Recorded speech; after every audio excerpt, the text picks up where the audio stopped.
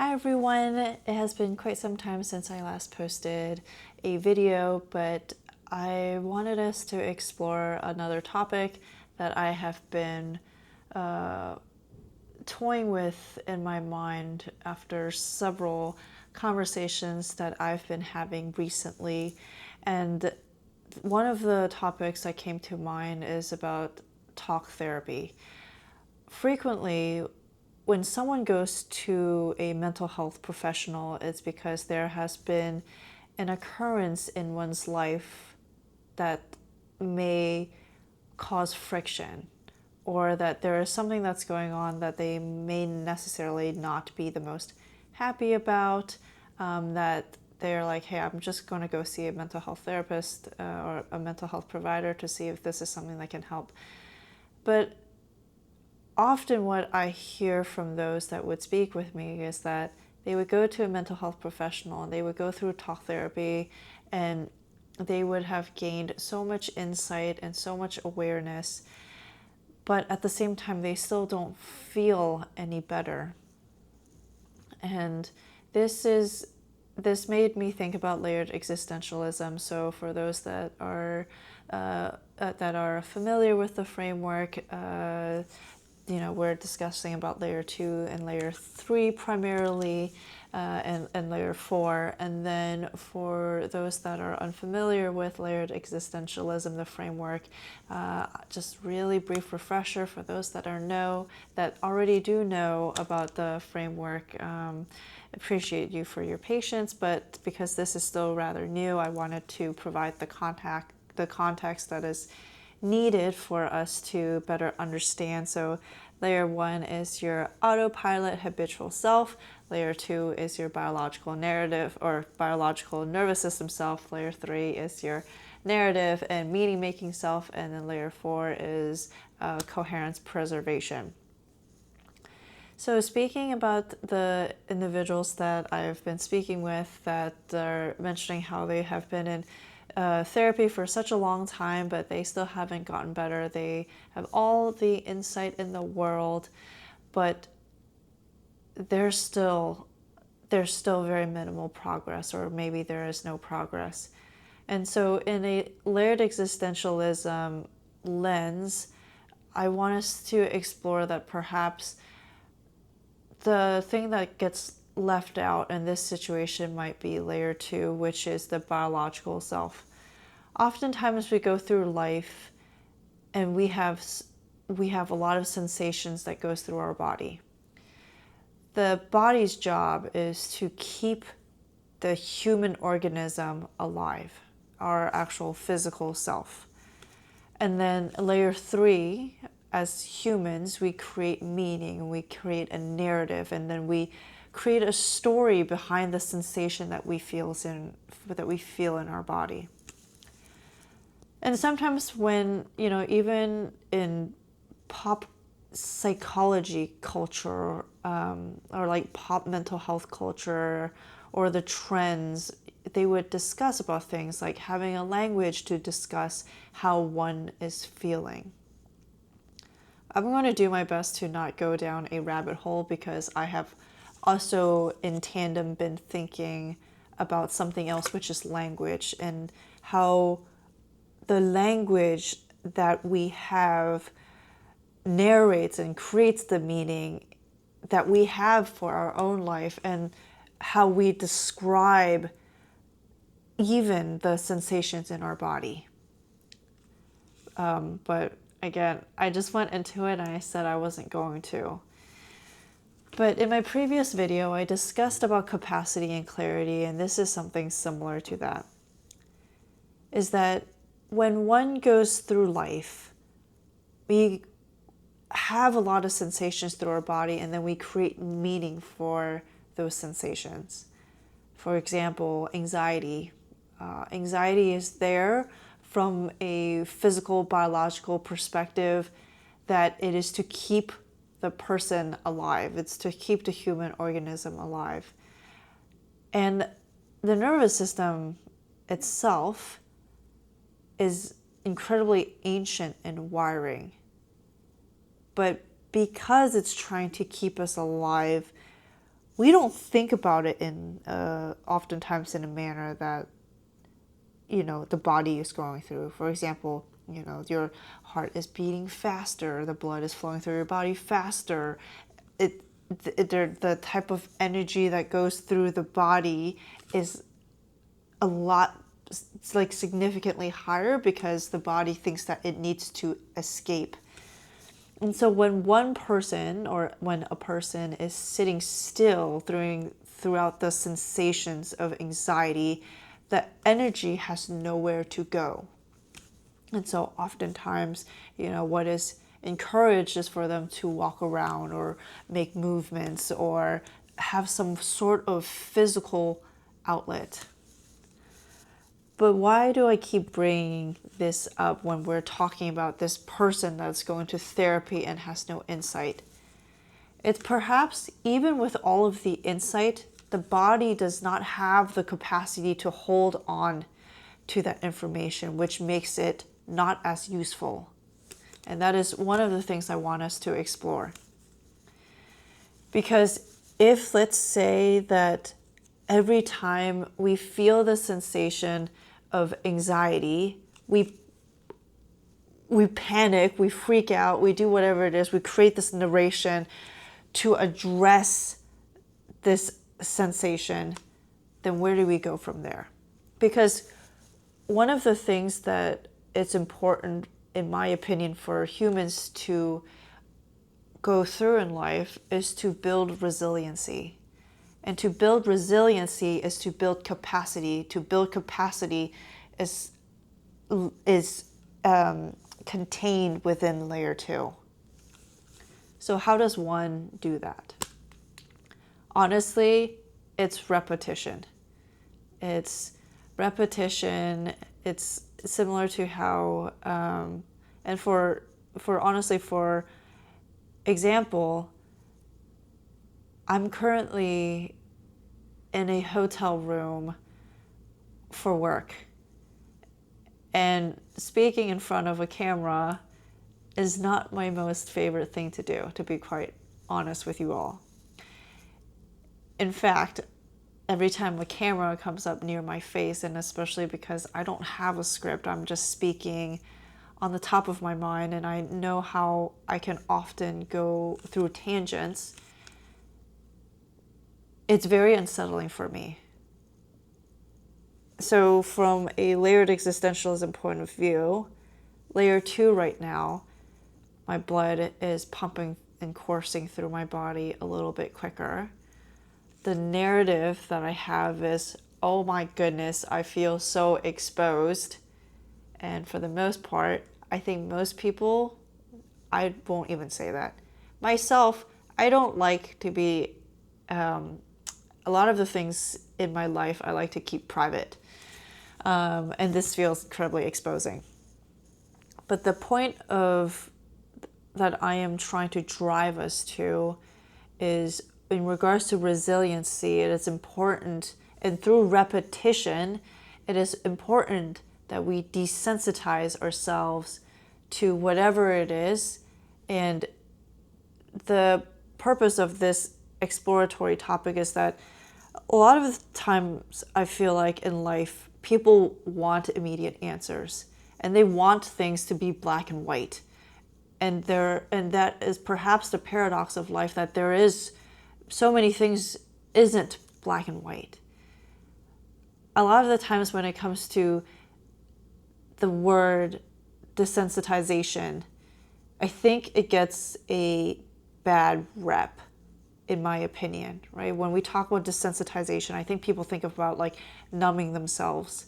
I think about people, honestly, numbing is the first thing that I think about. But desensitizing one's nervous system, especially when it comes to like public speaking, that could be a good one.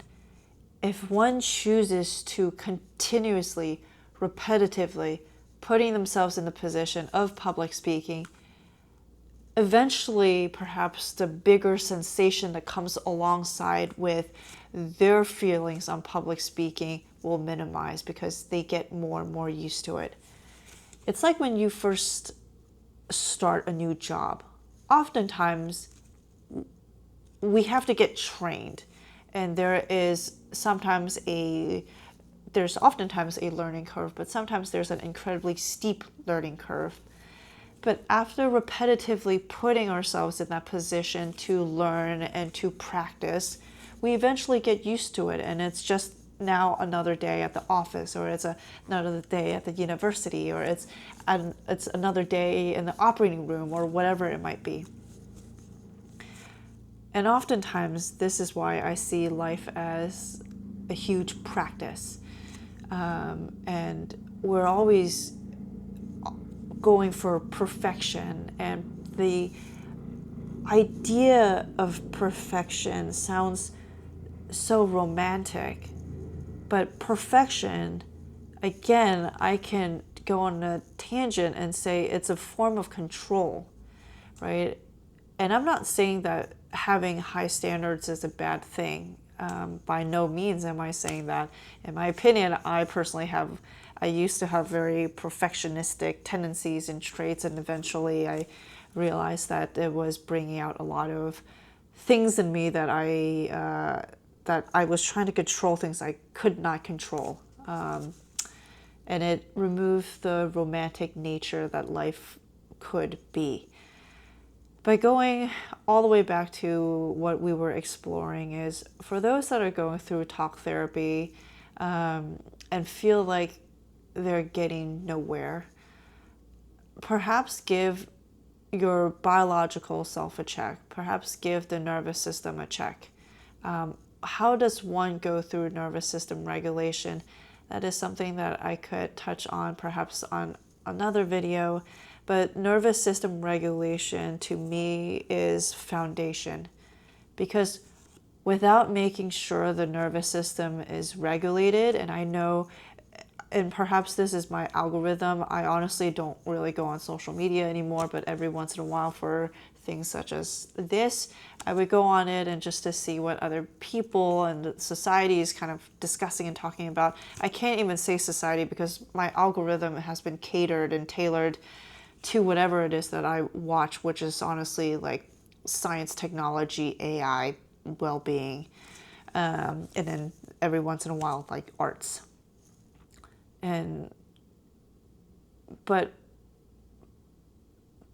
with nervous system regulation in my specific feed, I feel like I've been seeing that everywhere. And there was a person that was like, what does it even mean to have a nervous system regulation? To just very brief overall, nervous system regulation is where a dysregulated nervous system can show up physically. It can show up emotionally. And this is why it's important to have a regulated nervous system, because if the nervous system is dysregulated, the narrative follows that oftentimes. If one feels like they are easily combustible all the time and cannot draw to baseline quick enough without it lingering, that prolongs the narration of that situation and circumstances. And oftentimes, if it is a sensation that doesn't feel so good, that may eventually kind of manipulate's not the right word. What is the word I'm looking for? It would almost what is that word? I'm looking for a specific word, but the word is synonymous to even like tailoring. It's maybe the word will come to me, but that it will kind of help them navigate their life experiences based off of the sensations off of a dysregulated nervous system. Eventually, maybe the word will come to me and maybe I'll put it somewhere, but hopefully that makes sense. But I have been thinking a lot about these 4 individuals that have been talking to me about going to talk therapy for forever and they still don't feel any better. And at this point, they are having existential questionings, whether their suffering will eventually one day end or not. So if perhaps you find yourself in a similar situation or a similar boat, that maybe you've been to therapy for an extended period of time and have all the insight and all of the awareness and still don't feel better, perhaps give the nervous system a check to see what is it that triggers one person, like triggers you or whomever it might be. Because at the end of the day, as mammals, we are pattern recognizing individuals and as mammals, because we're constantly scanning for threat, again, for physical survival. And so in modern day, that translates to things like, even as low as like, not low, but even as things like getting a text message or having your boss tell you like, hey, I need to have a conversation with you. And for the mind to immediately narrate and jump to, I'm getting fired, I'm getting in trouble. Because how often is it that we go through life thinking about the positives? And that is a practice. In my opinion, it's a practice that I, always encourage. Because if we can imagine the worst of things, we should also be able to imagine the best of things. Because, and I chuckle a little bit because I was going to say it's healthy to have a slight sense of delusion. But again, that's a really slippery slope. What is the type of delusion? Because a delusion is something that pushes against those that might be around you, or it might be pushing against typical social trends. But is this a creative delusion? I think of like Elon Musk, or is this delusion like someone is about to create harm because they have been in such a painful situation and state for a prolonged period of time and the suffering has no end type of delusion? So what is the escape of reality, and how suitable is it for living? And of course, most importantly, are you, or is this person going to hurt oneself or hurt someone else? Because that, again, is another consideration. Wow, I don't even know how I got here. If you can tell, this is why a lot of the times I jot things down, because it just my mind branches out so significantly that there are so many nodes. And then for those that have ADHD, probably completely understands where my mind is going and probably understands some of the challenges with maintaining a path and restraints. And again, I appreciate you for joining me and exploring this topic. It's, at the end of the day, right, the purpose of these videos is for exploration, is for us to utilize layered existentialism as an observational lens, perhaps to provide a terrain on what it means to be human and our human experience. And so this can go very microscopically in, or it could be utilized very macroscopically.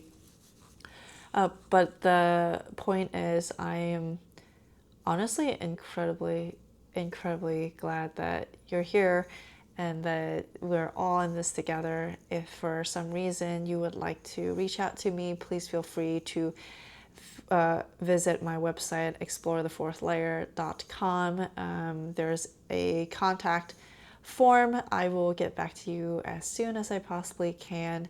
But with that being said, I hope you have such a wonderful day, or in my situation, it's night. So I hope that this has been at least one thing that has been learned, or something that jogs your mind. Again, this is not prescriptive. These videos aren't prescriptive. I know that there's plenty of self-help books out there. I personally don't necessarily subscribe to self-help books, because it works for one person, it actually frequently targets one layer of the self or the individual. It doesn't, and really one size fits all doesn't really work. And that's something that I'm exploring with layered existentialism myself. The only one thing that it's universal with humans that I am that I'm writing and putting together right now is time.